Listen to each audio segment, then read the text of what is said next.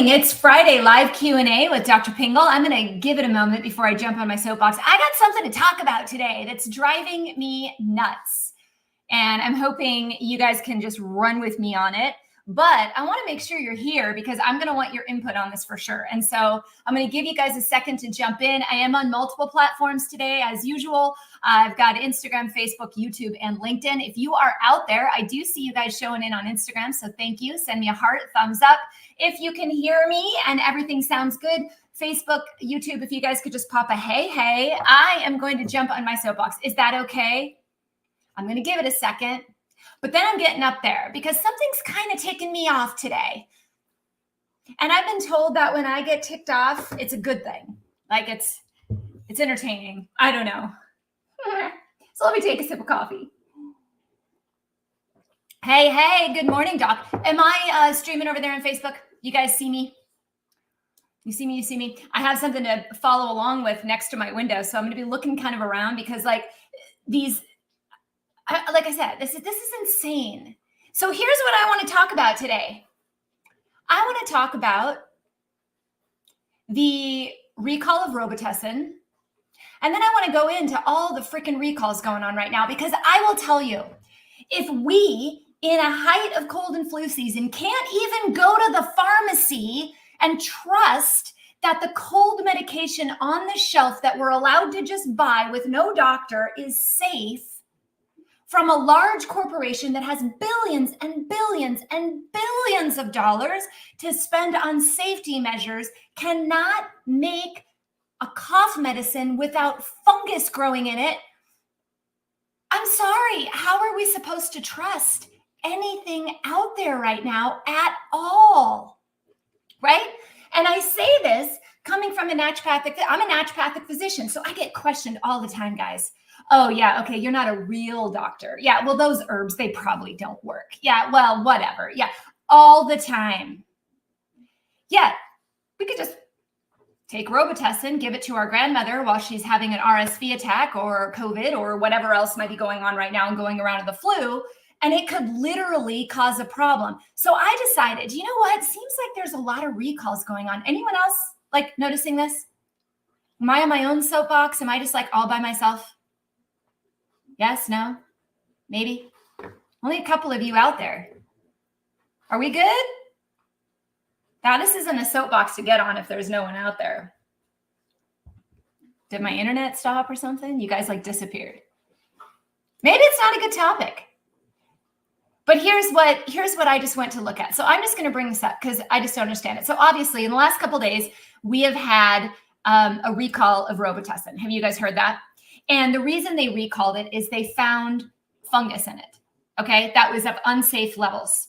And then they go on, I read the article and they go on to say, oh, but don't worry about it, general public. It's really only going to affect the immunocompromised.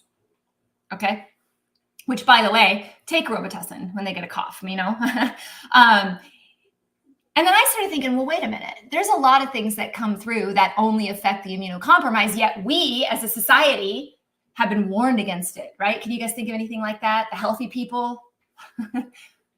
So I thought to myself, wait a minute, we just had another recall. We had another recall on cold medications, and we did just a few months ago.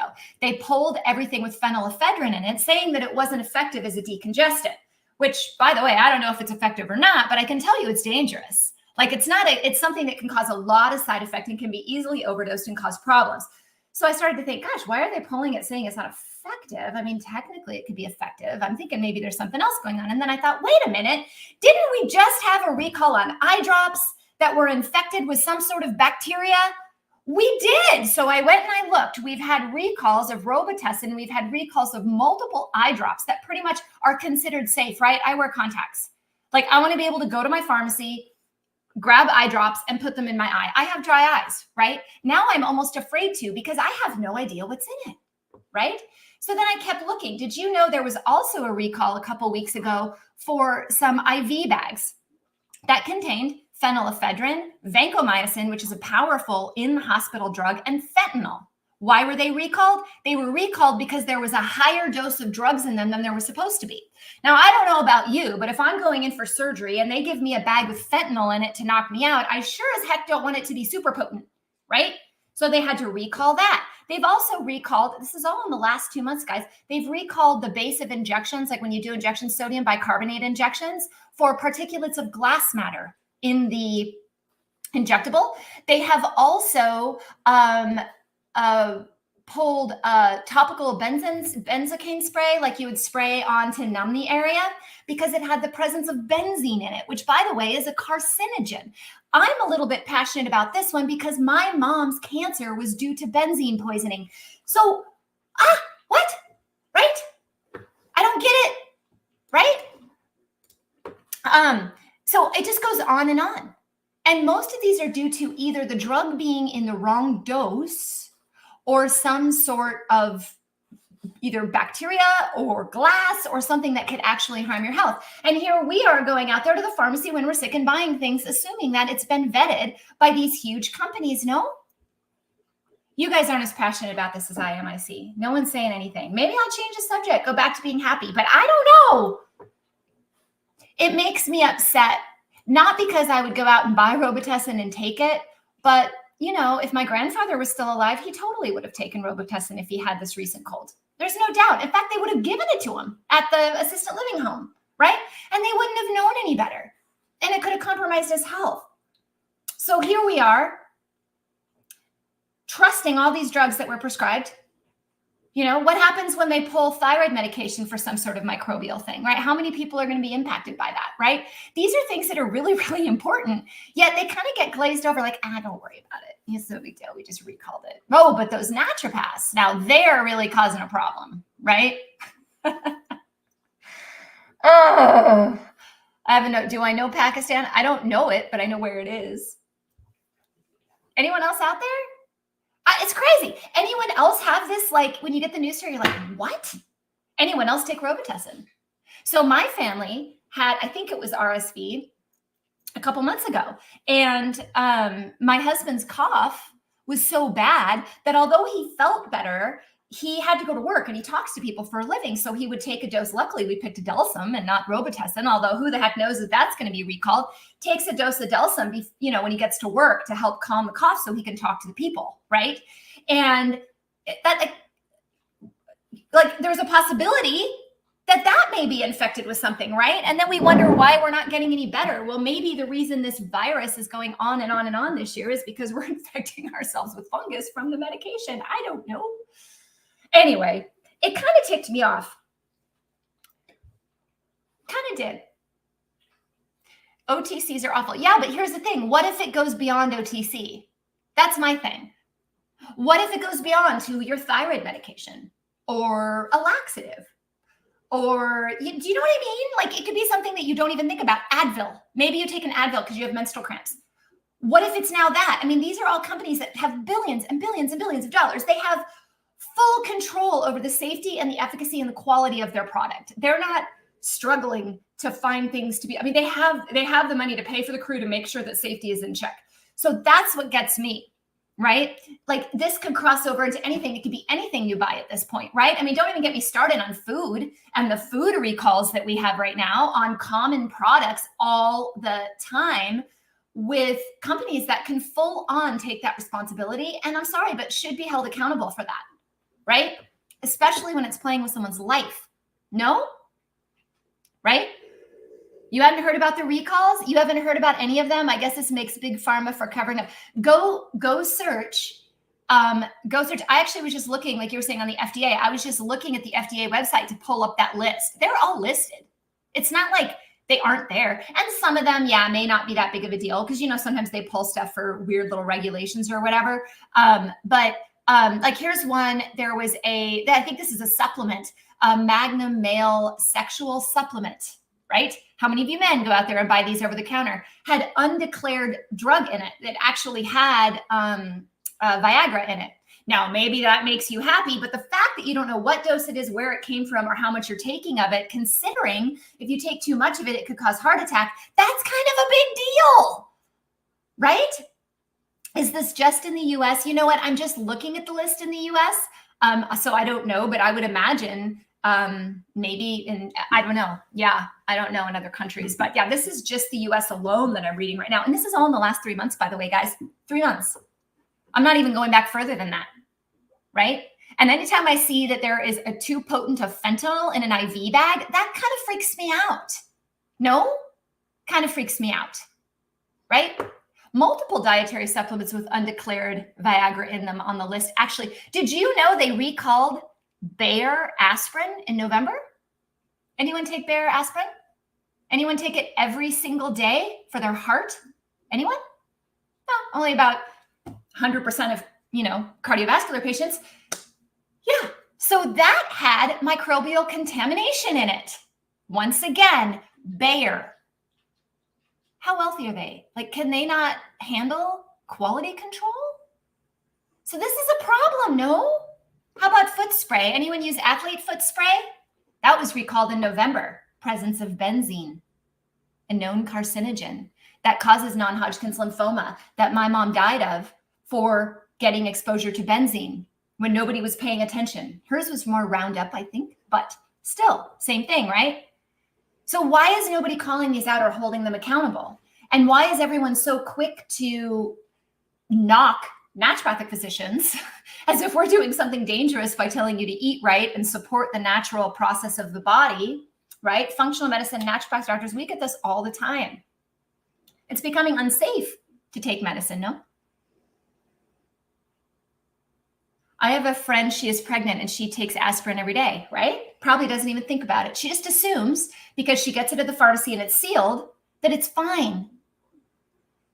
I think for me, it's like we look at the loss of trust. I know that many people, including myself, have had in conventional medicine anyway, just from my personal experience. Look, there are some fabulous doctors out there. I'm not doctor bashing, okay? I'm a doctor. There are some amazing freaking doctors out there, but the healthcare system, the administration, the insurance company stick takes. I mean, I'm getting notifications saying that people that have been on certain thyroid medications for years that are totally stable, their insurance is no longer going to cover it. So now I'm supposed to switch it to another medication. Well, I'm sorry, but they don't tolerate the other medication. I'm the doctor. So I don't want to move their medication. I like the one they're on, right? So we're being dictated by somebody else. We're not making clinical decisions anymore. So if we get to a point where we're already fairly distrusting, I think my audience in general, we're all fairly distrusting, right? We're like, what's going on? And now we can't even buy aspirin or Robitussin or eye drops for our contacts without wondering if maybe it's safe or not. That scares me. No? Anyone else? Scares me. Right. So if you guys have questions, throw them out. Otherwise, I'm going to give you another story of something that might shock you. It's actually on the herbal side. So it happens on both sides, but more so, I'm talking about stuff that everybody buys and doesn't think twice about, right? Very true. People are scared of taking magnesium glycinate for better sleep, but they're comfortable taking sleeping pills, right? And what if those sleeping pills are contaminated with a fungus or E. coli, right? And the reason people do that, right? I mean, I'm just thinking, if you go to a pharmacy and you're like, hey, the reason I'm buying this is because I know it's been vetted. It's a reputable company, right? I'm not buying my drug from Amazon. It's like, I know I'm going to the pharmacy. I'm going to Walgreens. I'm picking up the real thing. Why do you buy the brand? Oh, because it's the brand. It's secure. These are brand name stuff. This isn't even the generic Robitussin and Bayer, for God's sakes. Like, what? What can we trust? So do you guys want to hear an herbal story kind of along the same line while I'm waiting for questions? If you're new here, I don't normally sit on my soapbox, but I don't know. I'm filling the time. If you guys have questions, throw them out. I haven't seen any outside of what we're talking about right here. But have you guys heard of this Thai pea tea? Anyone taken it? It's a Thai tea sold on Amazon. It's sold multiple places. And I had heard about it last year when one of my patients came forward and said, hey, all these guys on the golf course are taking this tea and their pain is gone. It's unbelievable. They weren't even walking and now they take this tea and they're like dancing around and it like became this miracle tea, right?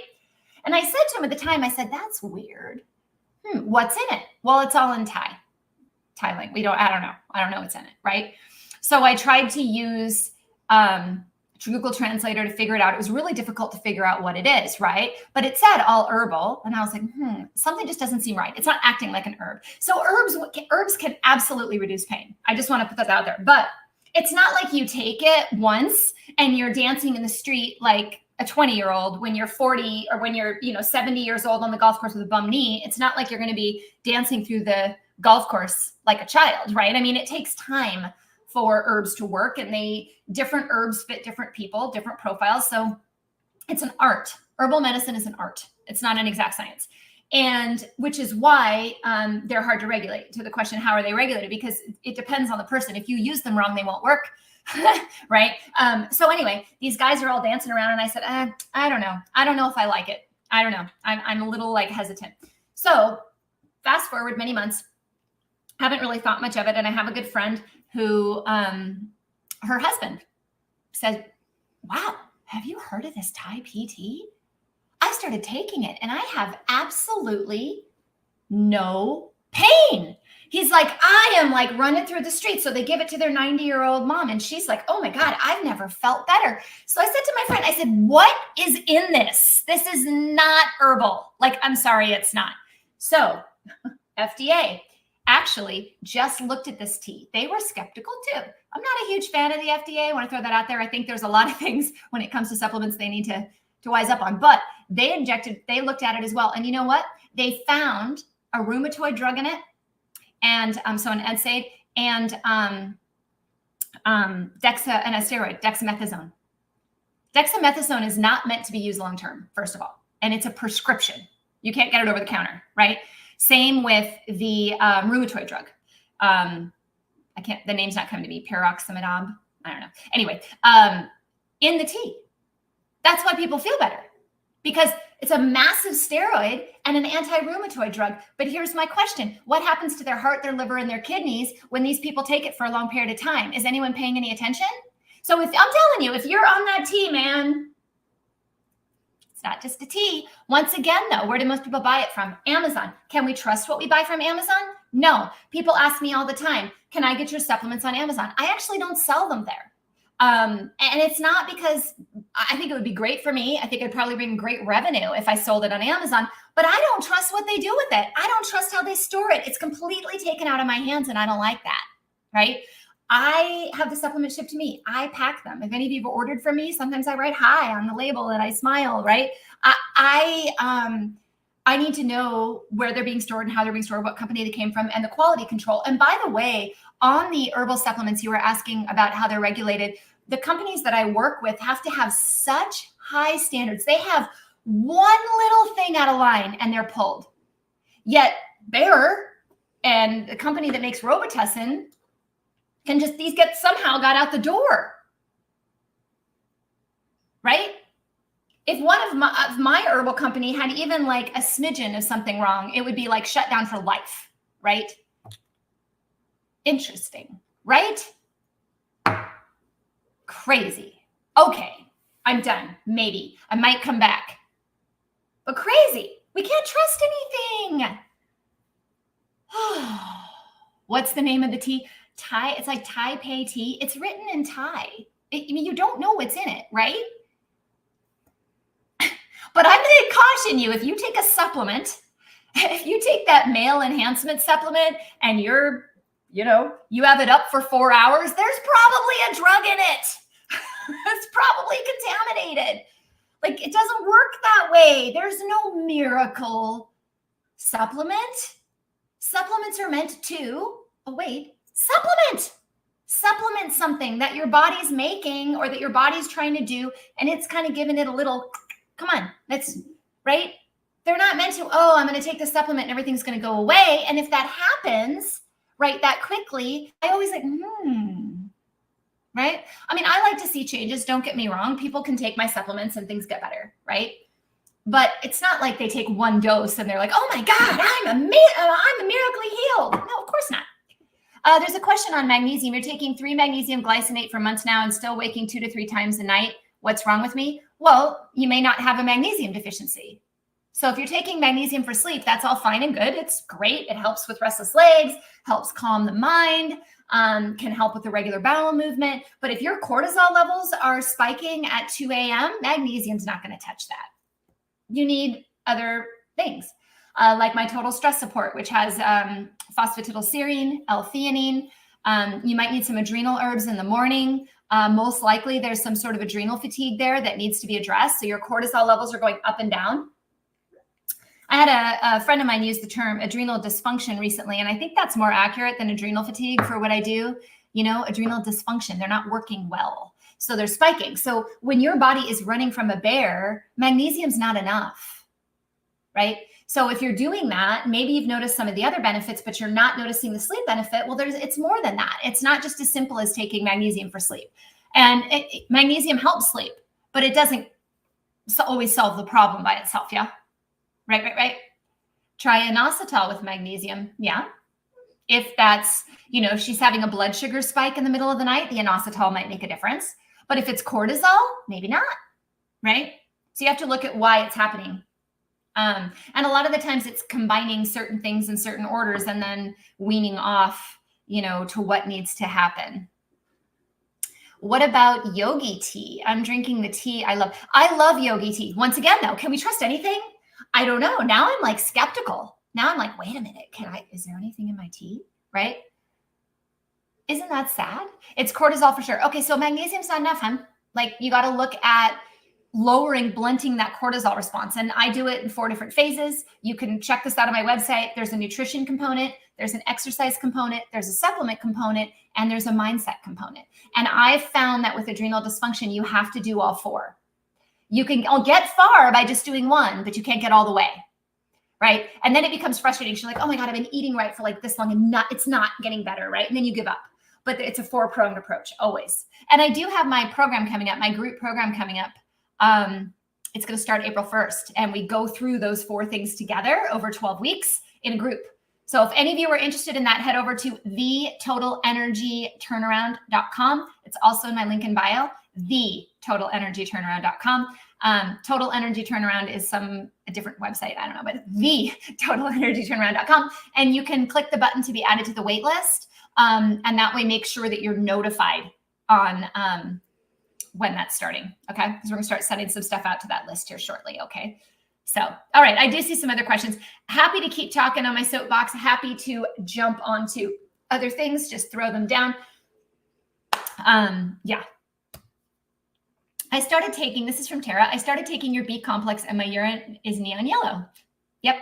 Is that possible? I'm not absorbing it because I don't need added B vitamins. Is neon urine normal with B vitamins? It is normal to get neon, and it's a high potency vitamin.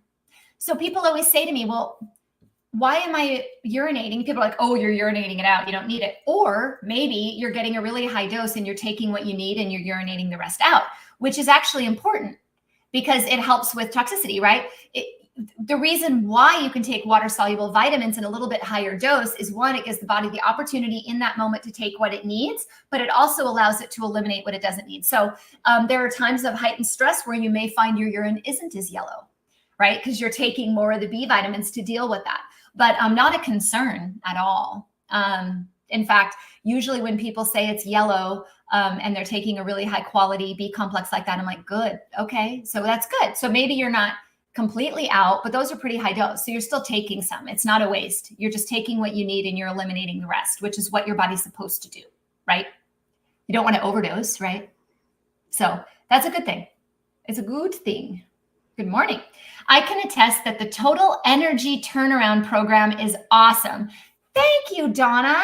Donna is amazing and went through the Total Energy Turnaround last round. And what a pleasure to get to know you, Donna. Seriously, what an awesome person and somebody that really didn't have a lot of hope, I think, in the beginning that it would work, like that, oh, this isn't going to work for me, and committed to it 100%. And the advancements in her health that I was able to witness just absolutely melt my heart.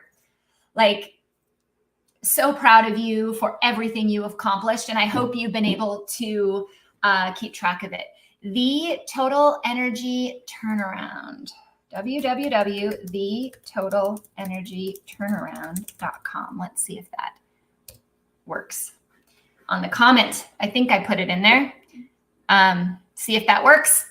You can also go to my website, guys, drpingel.com. Like, you can always find everything that I do on my website. So it's linked there too. So if you're really having trouble finding it, link in bio, website. If you add yourself to the wait list, you will be notified of when the cart opens. The cart's only open for a week. So I open it up for a week and you jump in, you take the spot. And if you miss it, you miss it. And then you got to wait another 6 months for the next one. So I do highly encourage that you give it a go. Donna says she's been sticking to the program and still making progress. Love it. I love it. That's why I created a group program. Let me tell you guys why I created a group program. I don't have to do a group program, right? I could just do one-on-one, leave it at that, right? That's just not enough for me.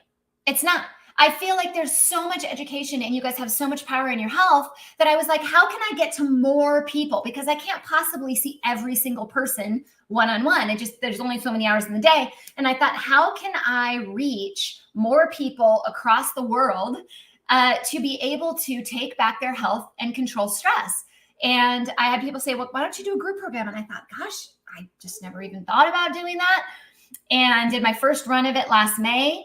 And there were some fantastic results. So I was like, okay, we got to do this again. So then we just did it again in the fall and had some amazing results and community. What a great community, right, Donna?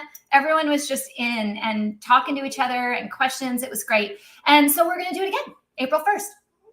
So awesome. Awesome. Awesome. I love it. And Donna, I'll make you a deal. If you reach out to me through email, I'll make sure that you have the live Q&A list for the next round. And you're welcome to pop in on those live Q&As, no cost, to just join in and monitor your progress if you'd like. So make sure you reach out to me though. Thank you for saying how much great it was for you and that you've continued it, because you're an inspiration to many people and I'm sure you can help many people, and that's incredibly valuable. So, all right. Any other questions? You guys are kind of quiet. Did the soapbox wear you guys out? Were you guys all on the tea and you were like, uh-oh, I got to go toss this tea? It'll be interesting. I'm going to run my friend's labs and see if his labs have been altered by the use of this tea. I'm going to suspect they have. Anyone just run to their cabinet and throw out their Robitussin?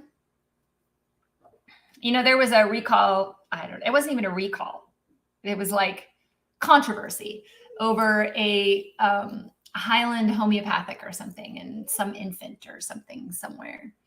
And people were so up in arms. They're like, oh my God, homeopathics are bad. You can't take them, this and that. Okay. If you went through and you looked at how many things are recalled that you take on a daily basis, I think that was pretty minimal. Is taking vitamin D cause calcium in the arteries? Actually, quite the opposite. But then again, there's a lot of people who have high calcium levels and they continue to take calcium supplements. Vitamin D helps absorb calcium from your food or from your gut. Okay, so it helps absorb it into the bloodstream. Now, just because it's in the bloodstream doesn't mean it's going to deposit in the arteries, right? So there's a level of inflammation that needs to be looked at. If you're really inflamed and you have cardiovascular disease and your arteries are all nicked and you have excessive calcium floating around and it's not being removed, let's say you have slow liver function or something like that, I suppose it's feasible to say that maybe it could, but in general, it's meant to help absorb natural calcium levels and keep things in check. The other thing is a lot of people take calcium and don't take magnesium. Calcium and magnesium have a relationship and they need to be considered together. So a lot of people say, oh, I have osteopenia. I'm taking I'm taking calcium. First of all, we're not calcium deficient. Every single food we eat is fortified with calcium. Calcium's in everything. It is not just dairy products. I don't fall for that little fiasco. It is everywhere, right? So most of us have enough calcium, but what we don't have enough of is magnesium or vitamin D. And those three work together. So a lot of the times when there's a osteopenia or something, it's actually due to other mineral deficiencies, perhaps magnesium, strontium, boron, manganese, and not to calcium. Yet the treatment is to give more calcium, but we're giving more calcium to inflamed bodies often that have other conditions going on, and that can help cause the calcium to deposit in the arteries. Does that make sense? So it's all about balance, guys, and really looking into why something's happening and not just assuming that it's the one thing in bone. I mean, yeah, calcium's in bone, but so are 1,000 other minerals. Very, very, very important. You need vitamin K2 and magnesium for better absorption. Yeah, and we should be making our own vitamin K. Many people don't. Their gut health is not great. So it's recommended to take K2 with it. People ask me that question all the time. My question is, well, how's your health? How's your gut health, right? Is it required? No, like I don't always take K2 with my vitamin D, but my vitamin D levels are great and my gut health supports it. My gut flora supports it. And I also eat a ton of green leafy vegetables, right? So, and nuts and seeds and things that are loaded with vitamin K. So if I was eating the standard American diet, yeah, I might need that vitamin K, right? For multiple reasons. Magnesium absolutely needs to be there. And that's the number one deficiency. If you were to lay out all the deficiencies, I think I did this in an article, the deficiencies, magnesium, iron, those are two top ones. I know that. I think potassium's up there, which I don't think is actually true. When magnesium is low, potassium will look low. So it's not always a pure potassium.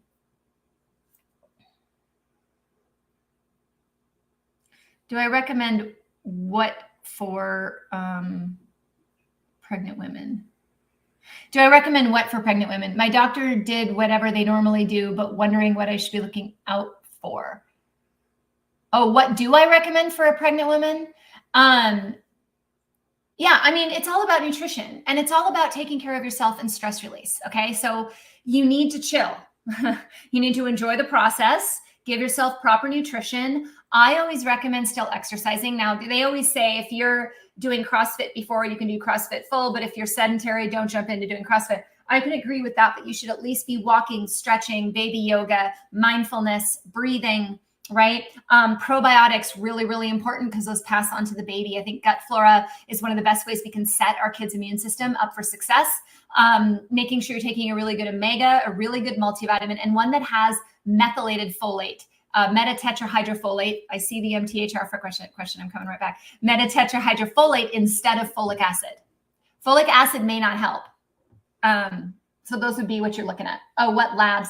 I mean, in general, they do pretty well with the labs. You're not going to treat anything. Like you're not going to be doing hormone labs at that time. You're not going to be doing the inflammatory labs may not be accurate because the baby's inflammatory. I mean, like, so there's not any additional labs per se. It's more so just giving your body the tools it needs to naturally do what it's been born to do. Think about it. We were born to have babies. You know, we weren't given the ability to have babies and be like, well, you can only have a baby if you take this supplement, do this labs, watch this and watch that. No, I mean, we have babies. We pop them out in the field. I had mine in my kitchen in a big tub of water. I didn't even go to the hospital because I had to trust that my body knew what to do. So that's my advice. Trust that your body knows what to do. Give it proper nutrition, proper rest, proper stress management, proper exercise, right? The only reason I say supplement probiotics and multivitamin and things like that is because our food is not well equipped. So give the baby an extra chance to grow, give it a little bit more nutrient, right? And what's funny, and this is something that my midwife always said, is the baby will be fine because the baby will take your nutrients, right? So the baby's good. It's you that'll be depleted, right? So if you become iron deficient, it's not that the baby doesn't have iron. The baby probably has plenty, but you don't because the baby says, that's mine. You're right. It's a little alien in there. It takes everything we have. So in order to keep you feeling well and you sleeping and you at your best, that's where the supplement comes into play, right? On the MTHFR, I had a question. I have MTHFR gene break. What will help me? It's very simple. Now, but before I say simple, let me just specify it kind of depends on how far backed up that pathway is, because that particular gene has an impact on a lot of other things. So looking at homocysteine is really important to know whether or not homocysteine is high in the blood. It is in some MTHR people, not in others. Also, liver detoxification, things like glutathione are impacted. So if that's really backed up, it may take longer to kind of get it back in sync. and you may have to go slower, because when you do what I'm about to tell you is kind of the simple part.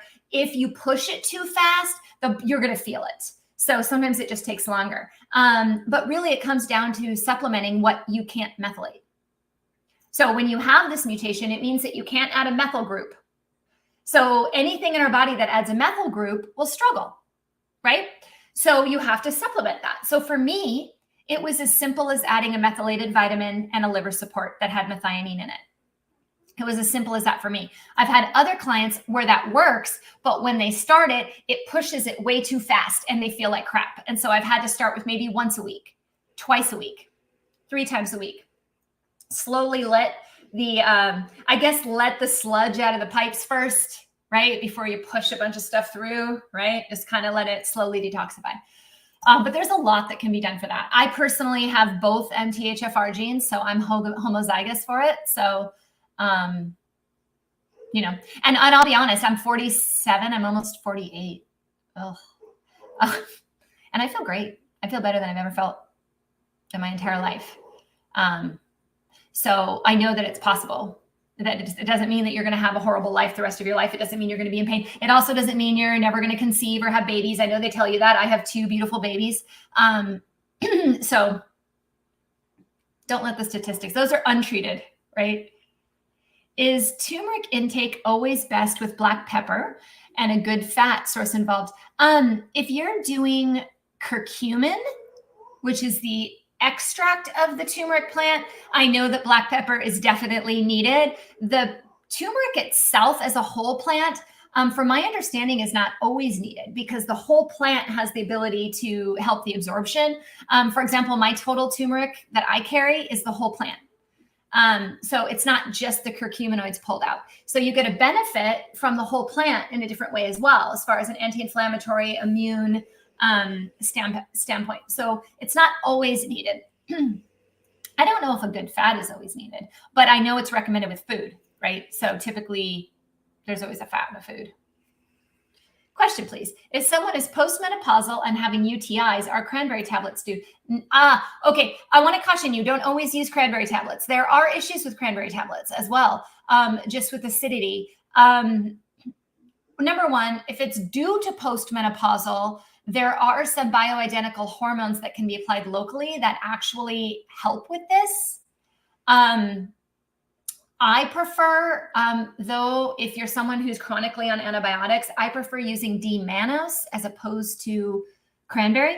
Now, D-mannose is extracted from cranberry, but it's the medicinal part of it that's extracted from cranberry, the antimicrobial part. So it doesn't have the acidity. Definitely don't do cranberry juice that has a lot of sugar in it. That's going to make it worse. But there's a lot of truth to pelvic floor therapy, postmenopausal, to help with recurrent UTIs. There's a lot of stuff you can do that doesn't involve having to take something like that every day. I got to thank you for your advice and so happy you got to birth your babies at home. That's my wish, but a bit scared after preeclampsia with first pregnancy. Going to do my best with supplements and exercise. Yeah, congratulations.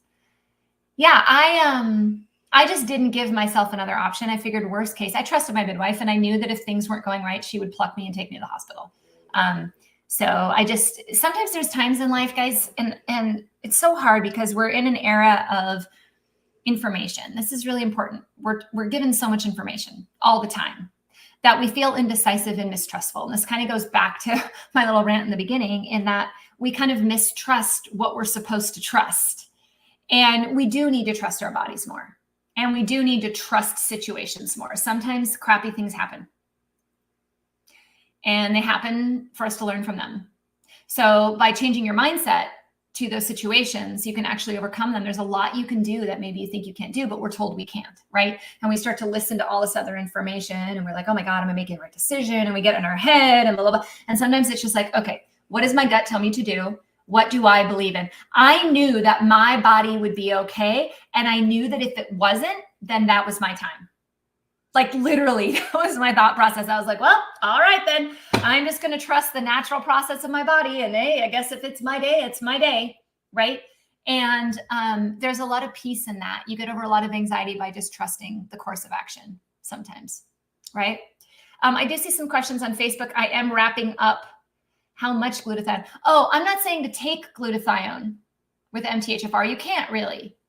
I mean, some people will do it IV, and obviously a professional does that, right? But I'm saying that glutathione can be deficient in people with MTHFR, and there's a lot of amino acids that build glutathione.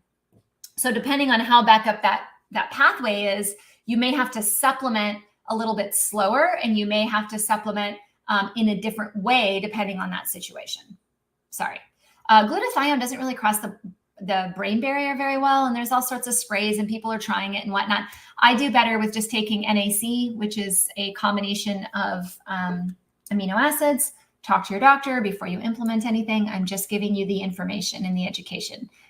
I want to be very clear. All of the stuff I gave you guys today is up to you to do your research and make a clinical decision that's best for your health. Yeah. What is a normal homocysteine? I like it below 9. I think the range is below 15, but I tend to find there's a problem if it's above 9. I usually find high blood pressure, it's above 9, or I find the MTHFR. Hi. Okay. Do you know anything about Euro products for women in menopause? I do not. Okay. And then we have someone advertising some other doctor on my feed. Great. Fabulous. If you want to talk to them, go for it. I have no idea who they are. All right. Has this been fun? It was fun for me.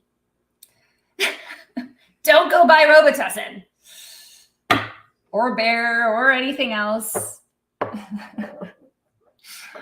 Oh, man. All right. So today I am off to Pilates, and then I have to go get my tires checked because I'm at a conference next week. So guess what that means, guys? I'm in a conference next week. So that means my live Q&A next week will not happen because I will be in class. So I'll be back in 2 weeks, my usual time in 2 weeks, but I will not be here next week. So sorry about that. How am I getting balloons? Celebrate. Who sent me balloons? That was awesome. You guys can't see that on Facebook and YouTube, but on Instagram, I was just sent balloons. All these balloons went up. How fun. What was the amino acid? NAC, N-acetylcysteine. I do have an article. I think I talk about N-acetylcysteine on my website. I definitely talk about MTHFR on my website. So if you go to drpingel.com and you type in MTHFR, it should pull up that article for sure. That's absolutely there. And it probably has all the suggestions in there that I just spoke about. Do you have any supplements that have the same positive benefit effectiveness as what? I'm sorry, I missed. Same benefits and effectiveness as what? I'm going to check my medicine cabinet. How frustrating. Like, don't they have money to test for mold? Well, that's my thing. These are huge, multi-billion-dollar companies.